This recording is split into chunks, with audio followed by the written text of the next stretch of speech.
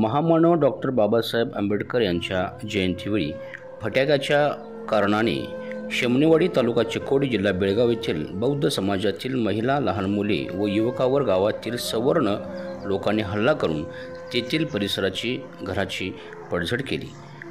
त्याचबरोबर लहान मुले स्त्रियांना मारहाण केली।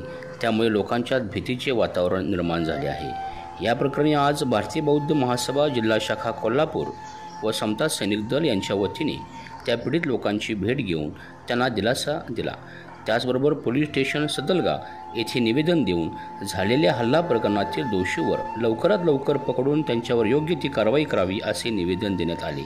यावेळी भारतीय बौद्ध महासभेचे कोल्हापूर उत्तरचे जिल्हाध्यक्ष राजेंद्र भोसले, सरचिटणीस संतोष भुयेकर, कोषाध्यक्ष सतीश मानगावकर, संरक्षण उपाध्यक्ष राजेंद्र कांबळी, महिला संरक्षण उपाध्यक्षा व डीओ हर्षवर्धना भुयेकर, कार्यालयीन सचिव सूर्यकांत ढाले, बौद्धाचार्य संजय शिंगे, शिरोळ तालुका अध्यक्ष बबन कांबळी, सरचिटणीस संदीप मोहिते, कोषाध्यक्ष प्रवीण पकाले, संरक्षण सचिव उत्तम खातेदार, आनंदा कांबळी, सुशांत कांबळे, देवराज माने, राजेंद्र भोसले, प्रकाश कांबळे, शुभम भोसले आदी कोल्हापूर जिल्हा व शिरोळ तालुक्यातील पदाधिकारी उपस्थित होते।